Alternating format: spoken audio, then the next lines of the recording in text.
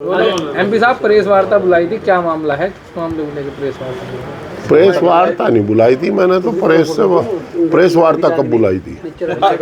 मैं तो आपसे रूबरू हो रहा हूँ, मिल रहा हूँ, आपसे ज्ञान लेता हूँ, फिर उसको अपने जीवन में उतारता हूँ, समझता हूँ।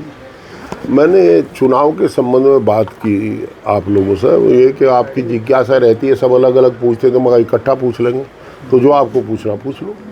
अच्छा, अभी आपने जिक्र किया धन बल और डिजिटल का, किस तरह से दुरुपयोग बता रहे हैं आप, किस तरह से इन चीज़ों का दुरुपयोग? देखिए, कुछ लोग धन बांट रहे हैं। 11 आदमी जो सूची बनी है वो पैसा बांटना उन्होंने शुरू कर दिया, और पैसा दो तरह से बांट रहे। जहाँ उन्हें लगता है कि वोट हमें मिल जाएंगे उसका, नहीं तो ये कहते हैं कि भाई वोट के दिन झगड़ा करना ताकि पोल कम हो, विशेषकर मुस्लिम समाज का, ठाकुर समाज का, गुर्जर समाज का, ब्राह्मण समाज का जो हमें वोट दे रहा है, दूसरा जाट समाज का, दूसरा तीसरा ये है कि वोट कहीं ट्रांसफर करा दो दूसरी जगह। जिनका उन्हें यह है कि वो तो उन्हें तो वोट देंगे नहीं कि तुम दूसरे कैंडिडेट को वोट दे दो। इस तरह 3 तरीके से पैसा बांटते हैं। अफसोस तो ये है कि जिनके घर शीशे के होते हैं वो दूसरे पर डला नहीं फेंका करते, पत्थर नहीं फेंका करते। मैं ऐसे उद्योगपतियों को भी जानता हूँ, दो आदमी हैं, 2 या 3, एक बड़े ठेकेदार हैं, एक 2 उद्योग। वो ये भूल गए कि इस हिंदुस्तान के संविधान में हर आदमी को शिकायत का अधिकार है। चुनाव बाद इतनी जांच होगी, इतनी जांच कराऊंगा कि इंडस्ट्री चला, मैं इरेगुलरिटी करनी भूल जाऊंगा। और हम तो कानून के दायरे के अंतर्गत करेंगे जो कर सकते हैं। वो कानून तोड़कर कर रहे हैं। उनसे मेरा अनुरोध, अपना उद्योग चलावे, पार्टी ना बढ़े, वोट किसी की दे, किसी के लिए वोट मांगे, पर पैसे का बांटने का काम ना करें। नहीं, जितना नंबर 2 का पैसा है, हमें जानकारी है 15 साल पहले क्या स्थिति थी, आज क्या स्थिति है। जो नंबर 2 का पैसा है, जो लोगों को वेज बोर्ड और फलाना, पोल्यूशन, GST, 10 तरह के काम है, वो सब पटल पर आ जाएंगे। एक तो उनसे भी हमारा विनम्र अनुरोध है, हम तो अनुरोध कर रहे हैं। दूसरी स्थिति ये है, ये तो आपको धनबल बता दिया, सत्ता का कई थानेदारों ने काम शुरू कर दिया। सामान्य प्रशासन की अभी कोई शिकायत नहीं है। कई थानेदार बुला करके लोगों को धमका रहे हैं, डांट रहे हैं, और डांट करके उनसे वोट प्रभावित कराने का काम कर रहे हैं। अभी से हम समय है नहीं, बात कर नहीं सकते अधिकारियों से, तो आपका माध्यम चुनते हैं। पता अधिकारियों को भी है, ऐसे भी दरोगा है जिनका कार्यकाल पूरा हो गया, 19 में भी लठ बजा, 22 में भी लठ बजा, फिर उनकी तैनाती उसी स्थान पर है। पर अब लठ बजा थोड़ा नहीं बजने का, ज़्यादा बजाना पड़ेगा इन्हें। मारेंगे लोगों को, मार दो। और पर हमारा वर्कर हटाया नहीं हटेगा। हम लड़ नहीं सकते, पर जुर्म झेल सकते हैं। बैठ जाके सड़क पर, मारो।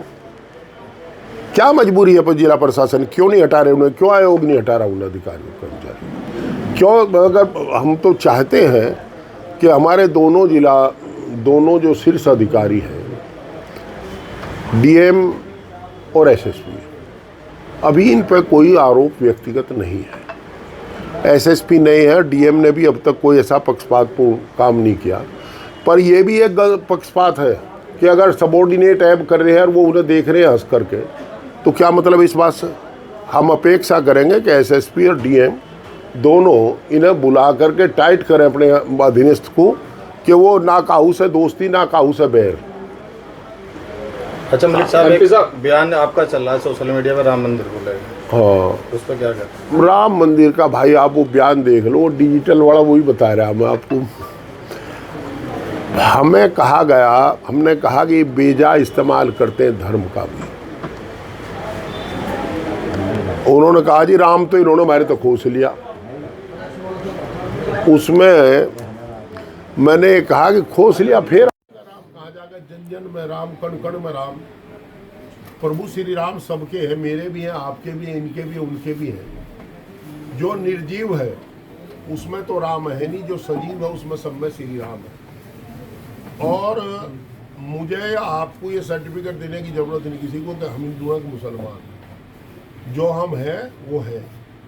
और ये अगर इन्होंने ये साबित कर दे कि मैंने मंदिर का या मस्जिद का वहाँ जिक्र किया, मंदिर का जिक्र आ कि ये हमारी भावनाओं को ठेस पहुँची है, अपूर्ण मंदिर में प्राण प्रतिष्ठा की गई, ये आज भी कह रहा हूँ, किसी भी अपूर्ण मंदिर में ऐसा नहीं होता। और जो धार्मिक क्रियाएं होती है वो धर्म गुरुओं के द्वारा होती है, वो राजनेताओं के द्वारा नहीं होती। तो यहाँ राजनेताओं के द्वारा हुई, पर शायद उस दिन उसकी चर्चा नहीं की, तो हमें वो पीड़ा है।